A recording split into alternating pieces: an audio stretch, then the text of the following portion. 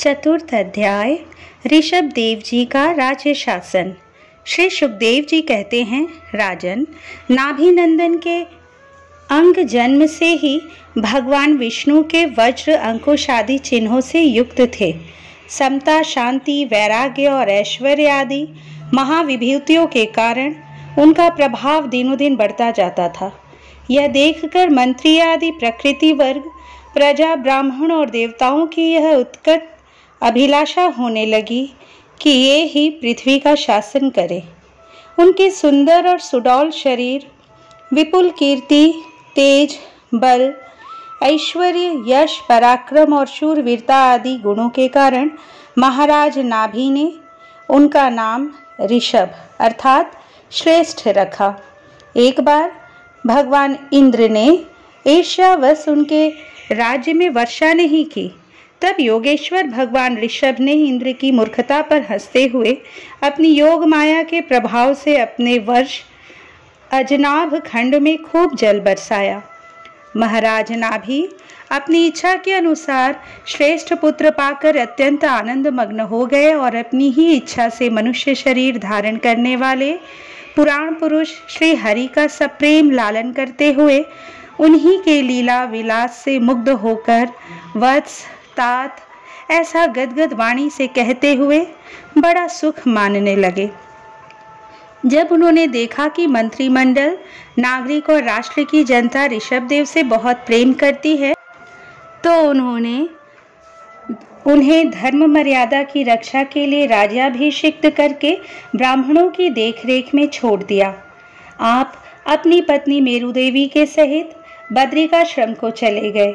वहां अहिंसा वृत्ति से, जिससे किसी को उद्वेग न हो, ऐसी कौशलपूर्ण तपस्या और समाधि योग के द्वारा भगवान वासुदेव के नर नारायण रूप की आराधना करते हुए समय आने पर उन्हीं के स्वरूप में लीन हो गए। पांडुनंदन, राजा नाभि के विषय में यह लोकोक्ति प्रसिद्ध है। राजर्षि नाभि के उदार कर्मों का आचरण दूसरा कौन पुरुष कर सकता है, जिनके शुद्ध कर्मों से संतुष्ट होकर साक्षात श्री हरि उनके पुत्र हो गए थे। महाराज नाभि के समान ब्राह्मण भक्त भी कौन हो सकता है, जिनकी दक्षिणादि से संतुष्ट हुए ब्राह्मणों ने अपने मंत्र बल से उन्हें यज्ञशाला में साक्षात श्री विष्णु भगवान के दर्शन करा दिए। भगवान ऋषभ देव ने अपने देश अजनाभ खंड को कर्मभूमि मानकर लोक संग्रह के लिए कुछ काल गुरुकुल में वास किया। गुरुदेव को यथोचित दक्षिणा देकर गृहस्थ में प्रवेश करने के लिए उनकी आज्ञा ली। फिर लोगों को गृहस्थ धर्म की शिक्षा देने के लिए देवराज इंद्र की दी हुई उनकी कन्या जयंती से विवाह किया तथा श्रौत स्मार्त दोनों प्रकार के शास्त्रोपदिष्ट कर्मों का आचरण करते हुए उसके गर्भ से अपने ही समान गुण वाले 100 पुत्र उत्पन्न किए। उनमें महायोगी भरत जी सबसे बड़े और सबसे अधिक गुणवान थे। उन्हीं के नाम से लोग इस अजनाभ खंड को भारतवर्ष कहने लगे। उनसे छोटे कुशावर्त, इलावर्त, ब्रह्मावर्त, मलय, केतु, भद्रसेन, इंद्रस्पृक, विदर्भ और कीकट, ये 9 राजकुमार शेष 90 भाइयों से बड़े एवं श्रेष्ठ थे। उनसे छोटे कवि, हरि, अंतरिक्ष, प्रबुद्ध, पिप्पलायन, आविर्होत्र, ध्रुमिल, चमस और करभाजन, ये 9 राजकुमार भागवत धर्म का प्रचार करने वाले बड़े भगवत भक्त थे। भगवान की महिमा से महिमान्वित और परम शांति से पूर्ण इनका पवित्र चरित हम नारद वसुदेव संवाद के प्रसंग से आगे कहेंगे। इनसे छोटे जयंती के 81 पुत्र पिता की आज्ञा का पालन करने वाले, अति विनीत, महान वेदज्ञ और निरंतर यज्ञ करने वाले थे। वे पुण्य कर्मों का अनुष्ठान करने से शुद्ध होकर ब्राह्मण हो गए थे। भगवान ऋषभ देव यद्यपि परम स्वतंत्र होने के कारण स्वयं सर्वदा ही सब प्रकार की अनर्थ परंपरा से रहित केवल आनंदानुभव स्वरूप और साक्षात ईश्वर ही थे, तो भी अज्ञानियों के समान कर्म करते हुए उन्होंने काल के अनुसार प्राप्त धर्म का आचरण करके उसका तत्व न जानने वाले लोगों को उसकी शिक्षा दी। साथ ही सम, शांत, सुहृद और कारुणिक रहकर धर्म, अर्थ, यश, संतान, भोग, सुख और मोक्ष का संग्रह करते हुए गृहस्थाश्रम में लोगों को नियमित किया। महापुरुष जैसा जैसा आचरण करते हैं, दूसरे लोग उसी का अनुकरण करने लगते हैं। यद्यपि वे सभी धर्मों के सार रूप वेद के गूढ़ रहस्य को जानते थे, तो भी ब्राह्मणों की बतलाई हुई विधि से साम दान आदि नीति के अनुसार ही जनता का पालन करते थे। उन्होंने शास्त्र और ब्राह्मणों के उपदेश अनुसार भिन्न भिन्न देवताओं के उद्देश्य से द्रव्य, देश, काल, आयु, श्रद्धा और ऋत्विज आदि से सुसंपन्न सभी प्रकार के 100 यज्ञ किए। भगवान ऋषभ देव के शासन काल में इस देश का कोई भी पुरुष अपने लिए किसी से भी अपने प्रभु के प्रति दिन दिन बढ़ने वाले अनुराग के सिवा और किसी वस्तु की कभी इच्छा नहीं करता था। यही नहीं, आकाश कुसुमादि अविद्यमान वस्तु की भांति कोई किसी की वस्तु की ओर दृष्टिपात भी नहीं करता था। एक बार भगवान ऋषभ देव घूमते घूमते ब्रह्मावर्त देश में पहुंचे। वहां बड़े बड़े ब्रह्मर्षियों की सभा में उन्होंने प्रजा के सामने ही अपने समाहित चित्त तथा विनय और प्रेम के भार से सुसंयत पुत्रों को शिक्षा देने के लिए इस प्रकार कहा। इस तरह श्रीमद् भागवत महापुराण के 5वें स्कंद का 4वां अध्याय संपूर्ण हुआ। 5वां अध्याय ऋषभ जी का अपने पुत्रों को उपदेश देना और स्वयं अवधूत वृत्ति ग्रहण करना। श्री ऋषभ देव जी ने कहा, पुत्रों, इस मर्त्य लोक में यह मनुष्य शरीर दुखमय विषय भोग प्राप्त करने के लिए ही नहीं है।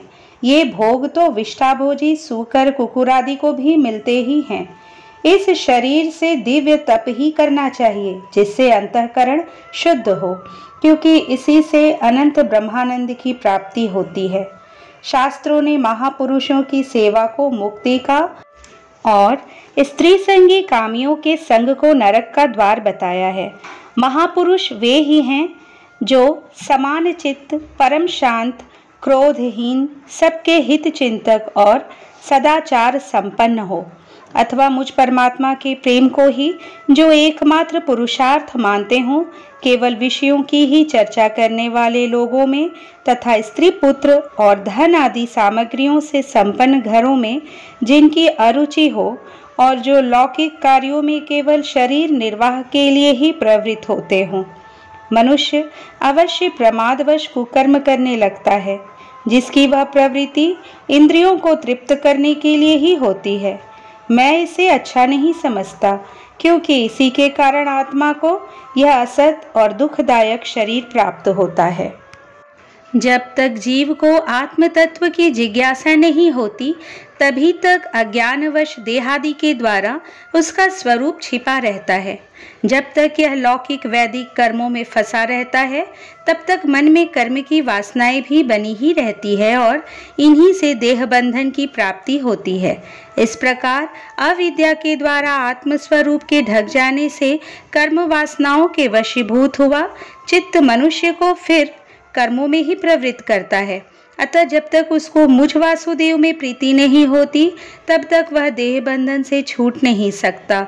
स्वार्थ में पागल जीव जब तक विवेक दृष्टि का आश्रय लेकर इंद्रियों की चेष्टाओं को मिथ्या नहीं देखता, तब तक आत्मस्वरूप की स्मृति खो बैठने के कारण वह अज्ञानवश विषय प्रधान गृह आदि में आसक्त रहता है और तरह तरह के क्लेश उठाता रहता है। स्त्री और पुरुष इन दोनों का जो परस्पर दाम्पत्य भाव है, इसी को पंडित जन उनके हृदय की दूसरी स्थूल एवं दुर्भेद्य ग्रंथि कहते हैं। देहाभिमान रूप एक एक सूक्ष्म ग्रंथि तो उनमें अलग अलग पहले से ही है। इसी के कारण जीव को देहेंद्रिय आदि के अतिरिक्त घर, खेत, पुत्र, स्वजन और धन आदि में भी मैं और मेरेपन का मोह हो जाता है। जिस समय कर्म वासनाओं के कारण पड़ी हुई उसकी यह दृढ़ हृदय ग्रंथि ढीली हो जाती है, उसी समय यह दाम्पत्य भाव से निवृत्त हो जाता है और संसार के हेतुभूत अहंकार को त्याग कर सब प्रकार के बंधनों से मुक्त हो परम पद प्राप्त कर लेता है। पुत्रों, संसार सागर से पार होने में कुशल तथा धैर्य, उद्यम एवं सत्व गुण विशिष्ट पुरुष को चाहिए कि सबके आत्मा और गुरु स्वरूप मुझ भगवान में भक्ति भाव रखने से, मेरे परायण रहने से, तृष्णा के त्याग से, सुख दुख आदि द्वंद्वों के सहने से जीव को सभी योनियों में दुख ही उठाना पड़ता है। इस विचार से, तत्व जिज्ञासा से, तप से, सकाम कर्म के त्याग से, मेरे ही लिए कर्म करने से, मेरी कथाओं का नित्य प्रति श्रवण करने से, मेरे भक्तों के संग और मेरे गुणों के कीर्तन से, वैर त्याग से, समता से, शांति से और शरीर तथा घर आदि में मैं मेरेपन के भाव को त्यागने की इच्छा से, आध्यात्म शास्त्र के अनुशीलन से, एकांत सेवन से, प्राण इंद्रिय और मन के संयम से, शास्त्र और सत्पुरुषों के वचन में यथार्थ बुद्धि रखने से, पूर्ण ब्रह्मचर्य से, कर्तव्य कर्मों में निरंतर सावधान रहने से, वाणी के संयम से, सर्वत्र मेरी ही सत्ता देखने से, अनुभव ज्ञान सहित तत्व विचार से और योग साधन से अहंकार रूप अपने लिंग शरीर को लीन कर दे। मनुष्य को चाहिए कि वह सावधान रहकर अविद्या से प्राप्त इस हृदय ग्रंथि रूप बंधन को शास्त्रोक्त रीति से इन साधनों के द्वारा भली भांति काट डाले, क्योंकि यही कर्म संस्कारों के रहने का स्थान है। तदंतर साधन का भी परित्याग कर दे। जिसको मेरे लोक की इच्छा हो अथवा जो मेरे अनुग्रह की प्राप्ति को ही परम पुरुषार्थ मानता हो, वह राजा हो तो अपनी अबोध प्रजा को, गुरु अपने शिष्यों को और पिता अपने पुत्रों को ऐसी ही शिक्षा दे। अज्ञान के कारण यदि वे उस शिक्षा के अनुसार न चलकर कर्म को ही परम पुरुषार्थ मानते रहे, तो भी उन पर क्रोध न करके उन्हें समझा बुझाकर कर्म में प्रवृत्त न होने दे। उन्हें विषयासक्ति युक्त काम्य कर्मों में लगाना तो ऐसा ही है जैसे किसी अंधे मनुष्य को जानबूझकर गड्ढे में ढकेल देना। इससे भला किस पुरुषार्थ की सिद्धि हो सकती है? अपना सच्चा कल्याण किस बात में है, इसको लोग नहीं जानते। इसी से वे तरह तरह की भोग कामनाओं में फंसकर तुच्छ क्षणिक सुख के लिए आपस में वैर ठान लेते हैं और निरंतर विषय भोगों के लिए ही प्रयत्न करते रहते हैं। वे मूर्ख इस बात पर कुछ भी विचार नहीं करते कि इस वैर विरोध के कारण नरक आदि अनंत घोर दुखों की प्राप्ति होगी। गड्ढे में गिरने के लिए उल्टे रास्ते से जाते हुए मनुष्य को जैसे आंख वाला पुरुष उधर नहीं जाने देता, वैसे ही अज्ञानी मनुष्य को अविद्या में फंसकर दुखों की ओर जाते देखकर कौन ऐसा दयालु और ज्ञानी पुरुष होगा जो जानबूझकर भी उसे उसी राह पर जाने दे या जाने के लिए प्रेरणा करे। जो अपने प्रिय संबंधी को भगवत भक्ति का उपदेश देकर मृत्यु की फांसी से नहीं छुड़ाता, वह गुरु गुरु नहीं है, स्वजन स्वजन नहीं है, पिता पिता नहीं है, माता माता नहीं है, इष्ट देव नहीं है और पति पति नहीं है। मेरे इस अवतार शरीर का रहस्य साधारण जनों के लिए बुद्धिगम्य नहीं है। शुद्ध सत्व ही मेरा हृदय है और उसी में धर्म की स्थिति है। मैंने अधर्म को अपने से बहुत दूर पीछे की ओर ढकेल दिया है।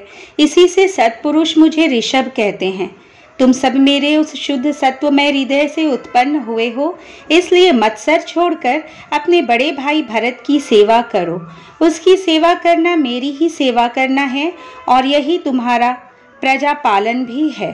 अन्य सब भूतों की अपेक्षा वृक्ष अत्यंत श्रेष्ठ हैं, उनसे चलने वाले जीव श्रेष्ठ हैं और उनमें भी कीट आदि की अपेक्षा ज्ञान युक्त पशु आदि श्रेष्ठ हैं।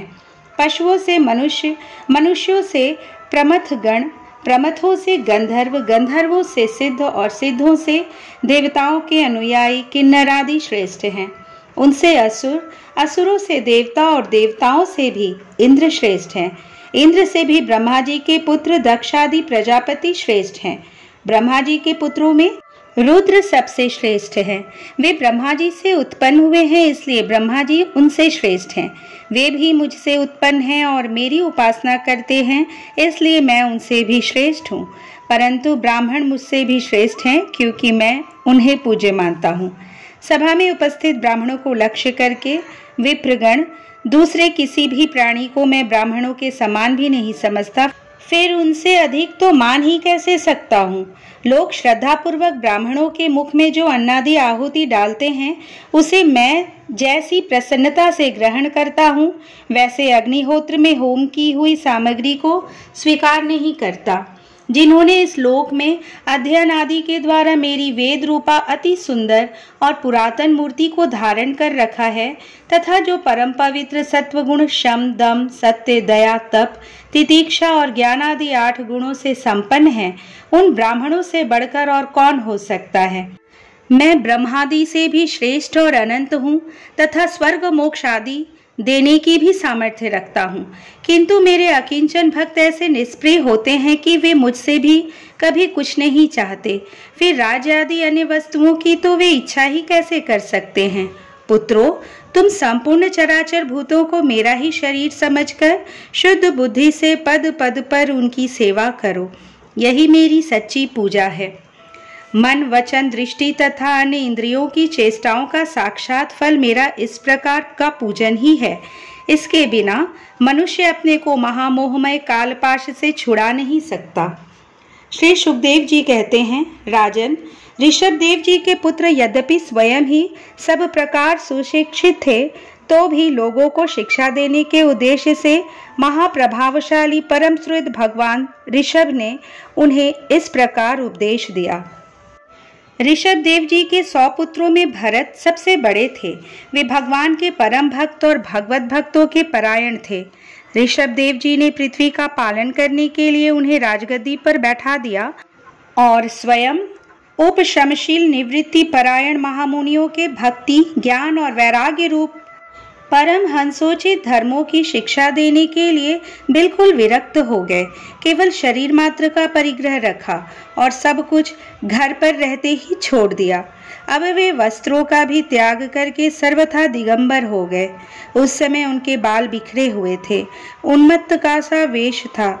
इस स्थिति में वे आहवनीय अर्थात अग्निहोत्र की अग्नियों को अपने में ही लीन करके सन्यासी हो गए और ब्रह्मावर्त देश से बाहर निकल गए। वे सर्वथा मौन हो गए, कोई बात करना चाहता तो बोलते नहीं थे। जड़ अंधे बहरे गूंगे पिशाच और पागलों की सी चेष्टा करते हुए वे अवधूत बने जहां तहां विचरने लगे। कभी नगरों और गांवों में चले जाते तो कभी खानों किसानों की बस्तियों बगीचों पहाड़ी गांवों सेना की छावनियों गौशालाओं अहिरों की बस्तियों और यात्रियों के टिकने के स्थान में रहते। कभी पहाड़ों जंगलों और आश्रम आदि में विचरते। वे किसी भी रास्ते से निकलते तो जिस प्रकार वन में विचरने वाले हाथी को मक्खियां सताती हैं, उसी प्रकार मूर्ख और दुष्ट लोग उनके पीछे हो जाते और उन्हें तंग करते। कोई धमकी देते, कोई मारते, कोई पेशाब कर देते, कोई थूक देते, कोई ढेला मारते, कोई विष्ठा और धूल फेंकते, कोई अधोवायु छोड़ते और कोई खोटी खरी सुनाकर उनका तिरस्कार करते। किंतु वे इन सब बातों पर जरा भी ध्यान नहीं देते। इसका कारण यह था कि भ्रम से सत्य कहे जाने वाले इस मिथ्या शरीर में उनकी अहमता ममता तनिक भी नहीं थी। वे कार्य कारण रूप संपूर्ण प्रपंच के साक्षी होकर अपने परमात्म स्वरूप में ही स्थित थे। इसलिए अखंड चित्तवृत्ति से अकेले ही पृथ्वी पर विचरते रहते थे। यद्यपि उनके हाथ पैर छाती लंबी लंबी बाहें कंधे गले और मुख आदि अंगों की बनावट बड़ी ही सुकुमार थी, उनका स्वभाव से ही सुंदर मुख स्वाभाविक मधुर मुस्कान से और भी मनोहर जान पड़ता था। नेत्र नवीन कमल दल के समान बड़े ही सुहावने विशाल एवं कुछ लाली लिए हुए थे। उनकी पुतलियां शीतल एवं संताप हारिणी थी। उन नेत्रों के कारण वे बड़े मनोहर जान पड़ते थे। कपोल कान और नासिका छोटे बड़े न होकर समान एवं सुंदर थे तथा उनके अस्फुट हाथ से युक्त मनोहर मुखारविंद की शोभा को देखकर पुर नारियों के चित्त में कामदेव का संचार हो जाता था। तथापि उनके मुख के आगे जो भूरे रंग की लंबी लंबी घुंघराली लटे लटकी रहती थी, उनके महान भार और अवधूतों के समान धूली धूसरी देह के कारण वे ग्रहग्रस्त मनुष्य के समान जान पड़ते थे। जब भगवान ऋषभदेव ने देखा कि यह जनता योग साधन में विघ्न रूप है और इससे बचने का उपाय विभत्स वृत्ति से रहना ही है, तब उन्होंने अजगर वृत्ति धारण कर ली। वे लेटे ही लेटे खाने पीने, चबाने और मल मूत्र त्याग करने लगे। वे अपने त्यागे हुए मल में लोट लोट कर शरीर को उससे सान लेते, किंतु उनके मल में दुर्गंध नहीं थी, बड़ी सुगंध थी और वायु उस सुगंध को लेकर उनके चारों ओर 10 योजन तक सारे देश को सुगंधित कर देती थी। इसी प्रकार गौ, मृग और काकादि की वृत्तियों को स्वीकार कर वे उन्हीं के समान कभी चलते हुए, कभी खड़े खड़े, कभी बैठे हुए और कभी लेटे लेटे ही खाने पीने और मल मूत्र का त्याग करने लगते थे। परीक्षित, परमहंसों को त्याग के आदर्श की शिक्षा देने के लिए इस प्रकार मोक्षपति भगवान ऋषभदेव ने कई तरह की योगचर्याओं का आचरण किया। वे निरंतर सर्वश्रेष्ठ महान आनंद का अनुभव करते रहते थे। उनकी दृष्टि में निरुपाधिक रूप से संपूर्ण प्राणियों के आत्मा अपने आत्मस्वरूप भगवान वासुदेव से किसी प्रकार का भेद नहीं था, इसलिए उनके सभी पुरुषार्थ पूर्ण हो चुके थे। उनके पास आकाश गमन, मनोजवित्स अर्थात मन की गति के समान ही शरीर का भी इच्छा करते ही सर्वत्र पहुंच जाना, अंतर्धान, पर काय प्रवेश अर्थात दूसरे के शरीर में प्रवेश करना, दूर की बातें सुन लेना और दूर के दृश्य देख लेना आदि सब प्रकार की सिद्धियां अपने आप ही सेवा करने को आई, परंतु उन्होंने उनको मन से आदर या ग्रहण नहीं किया। इस तरह श्रीमद् भागवत महापुराण के 5वें स्कंद का 5वां अध्याय संपूर्ण हुआ। 6ठा अध्याय ऋषभदेव जी का देह त्याग।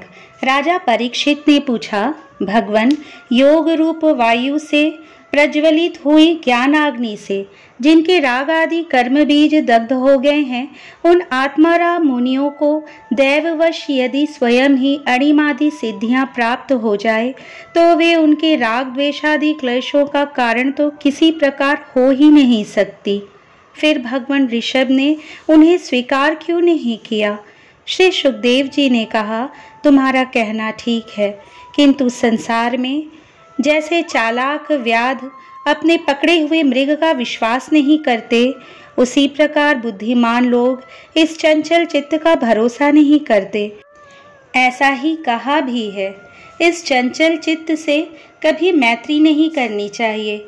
इसमें विश्वास करने से ही मोहिनी रूप में फंसकर महादेव जी का चिरकाल का संचित तप क्षीण हो गया था। जैसे व्याभिचारिणी स्त्री जार पुरुषों को अवकाश देकर उनके द्वारा अपने में विश्वास रखने वाले पति का वध करा देती है, उसी प्रकार जो योगी मन पर विश्वास करते हैं, उनका मन काम और उसके साथ ही क्रोध आदि शत्रुओं को आक्रमण करने का अवसर देकर उन्हें नष्ट भ्रष्ट कर देता है। काम, क्रोध, मद, लोभ, मोह और भय आदि शत्रुओं का तथा कर्म बंधन का मूल तो यह मन ही है। इस पर कोई भी बुद्धिमान कैसे विश्वास कर सकता है? इसी से भगवान ऋषभदेव यद्यपि इंद्रादि सभी लोकपालों के भी भूषण स्वरूप थे, तो भी वे जड़ पुरुषों की भांति अवधूतों के से विविध वेश, भाषा और आचरण से अपने ईश्वरी प्रभाव को छिपाए रखते थे। अंत में उन्होंने योगियों को देह त्याग की विधि सिखाने के लिए अपना शरीर छोड़ना चाहा। वे अपने अंतःकरण में अभेद रूप से स्थित परमात्मा को अभिन्न रूप से देखते हुए वासनाओं की अनुवृत्ति से छूटकर लिंग देह के अभिमान से भी मुक्त होकर उपराम हो गए।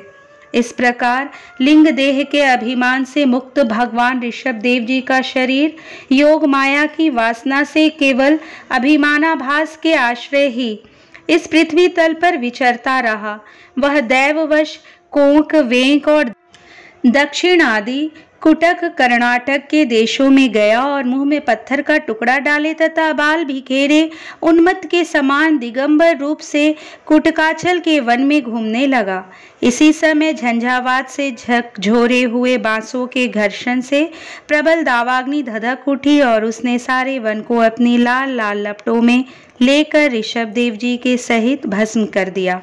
राजन, जिस समय कलयुग में अधर्म की वृद्धि होगी, उस समय कोंक, वेक और कुटक देश का मंदमती राजा अरहत वहां के लोगों से ऋषभदेव जी के आश्रमातीत आचरण का वृतांत सुनकर तथा स्वयं उसे ग्रहण कर लोगों के पूर्व संचित पाप फल रूप होनहार के वशीभूत हो भय रहित स्वधर्म पथ का परित्याग करके अपनी बुद्धि से अनुचित और पाखंडपूर्ण कुमार्ग का प्रचार करेगा। उससे कलयुग में देव माया से मोहित अनेकों अधम मनुष्य अपने शास्त्र विहित शौच और आचार को छोड़ बैठेंगे।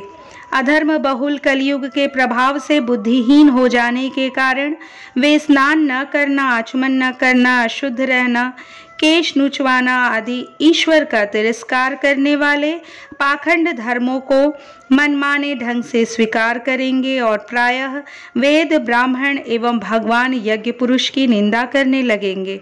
वे अपनी इस नवीन अवैदिक स्वेच्छाकृत प्रवृत्ति में अंध परंपरा से विश्वास करके मतवाले रहने के कारण स्वयं ही घोर नरक में गिरेंगे।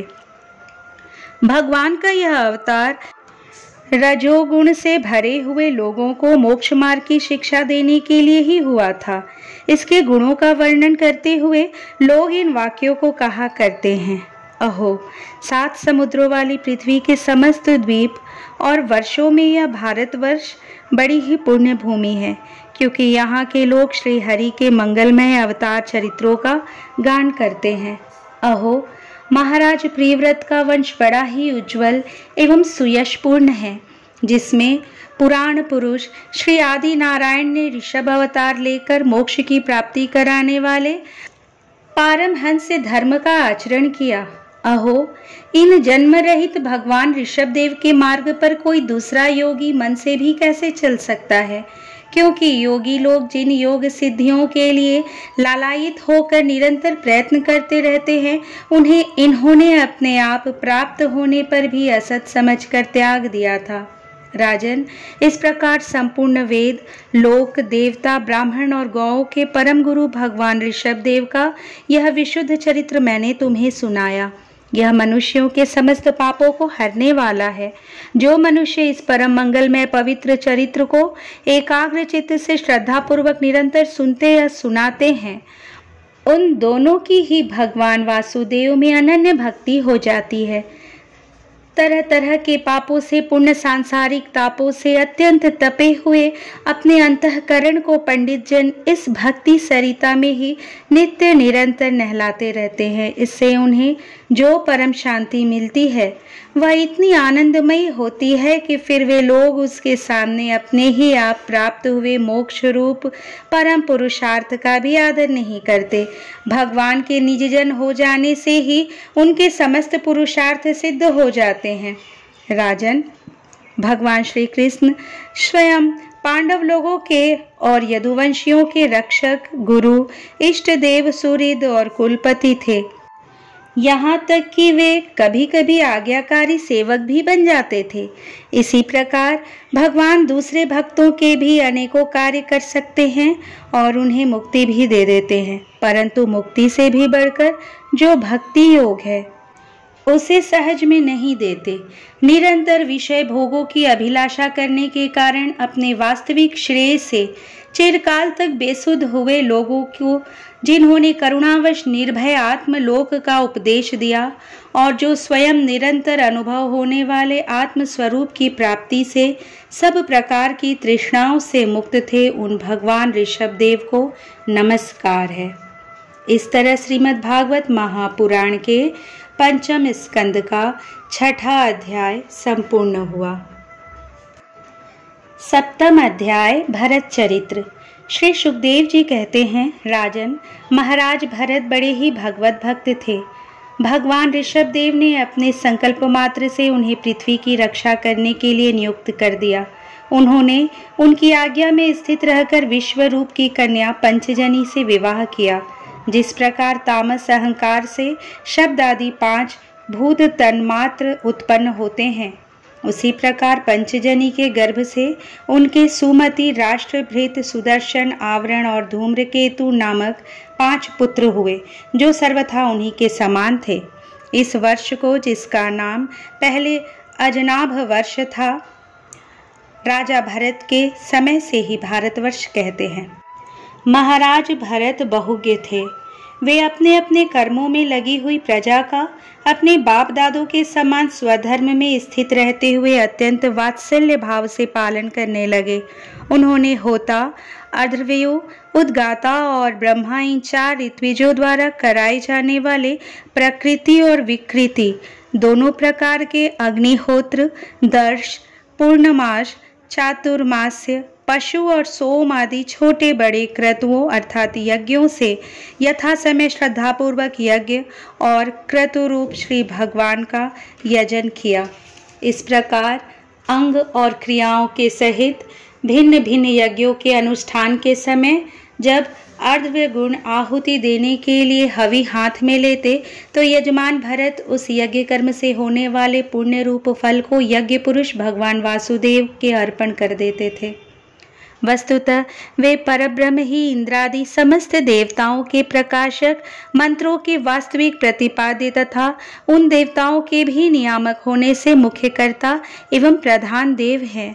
इस प्रकार अपनी भगवत दर्पण बुद्धि रूप कुशलता से हृदय के राग द्वेषादि मलों का मार्जन करते हुए वे सूर्यादि सभी यज्ञ भोक्ता देवताओं का भगवान के नेत्रादि अवयवों के रूप में चिंतन करते थे।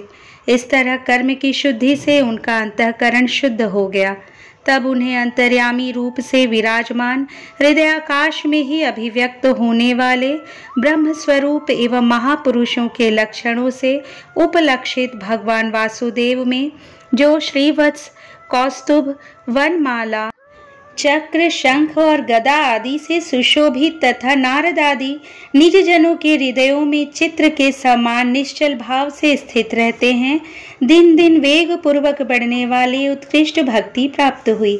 इस प्रकार 1 करोड़ वर्ष निकल जाने पर उन्होंने राजभोग का प्रारब्ध क्षीण हुआ जानकर अपनी भोगी हुई वंश परंपरागत संपत्ति को यथा योग्य पुत्रों में बांट दिया। फिर अपने सर्व संपत्ति संपन्न राजमहल से निकलकर वे पुलहाश्रम अर्थात हरिहर क्षेत्र में चले आए। इस पुलहाश्रम में रहने वाले भक्तों पर भगवान का बड़ा ही वात्सल्य है। वे आज भी उनसे उनके इष्ट रूप में मिलते रहते हैं। वहाँ चक्र नदी अर्थात गंडकी नाम की प्रसिद्ध सरिता चक्राकार शालग्राम शिलाओं से, जिनके ऊपर नीचे दोनों ओर नाभि के समान चिन्ह होते हैं, सब ओर से ऋषियों के आश्रमों को पवित्र करती रहती है। उस पुलहाश्रम के उपवन में एकांत स्थान में अकेले ही रहकर वे अनेक प्रकार के पत्र, पुष्प, तुलसी दल, जल और कंदमूल, फल आदि उपहारों से भगवान की आराधना करने लगे। इससे उनका अंतःकरण समस्त विषयाभिलाषाओं से निवृत्त होकर शांत हो गया और उन्हें परम आनंद प्राप्त हुआ। इस प्रकार जब वे नियम पूर्वक भगवान की परिचर्या करने लगे तब उससे प्रेम का वेग बढ़ता गया, जिससे उनका हृदय द्रवीभूत होकर शांत हो गया। आनंद के प्रबल वेग से शरीर में रोमांच होने लगा तथा उत्कंठा के कारण नेत्रों में प्रेम के आंसू उमड़ आए, जिससे उनकी दृष्टि रुक गई। अंत में जब अपने प्रियतम के अरुण चरणार बिंदु के ध्यान से भक्ति योग का आविर्भाव हुआ, तब परमानंद से सराबोर हृदय रूप गंभीर सरोवर में बुद्धि के डूब जाने से उन्हें उस नियम पूर्वक की जाने वाली भगवत पूजा का भी स्मरण न रहा। इस प्रकार वे भगवत सेवा के नियम में ही तत्पर रहते थे।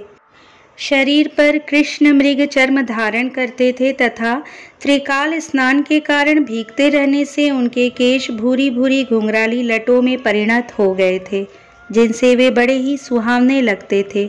वे उदित हुए सूर्यमंडल में सूर्य संबंधिनी ऋचाओं द्वारा ज्योतिर्मय परम पुरुष भगवान नारायण की आराधना करते और इस प्रकार कहते: भगवान सूर्य का कर्म फलदायक तेज प्रकृति से परे हैं।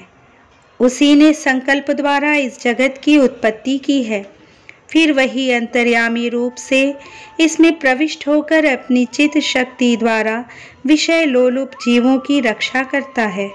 हम उसी बुद्धि प्रवर्तक तेज की शरण लेते हैं। इस तरह श्रीमद् भागवत महापुराण के पंचम स्कंद का 7वां अध्याय संपूर्ण हुआ।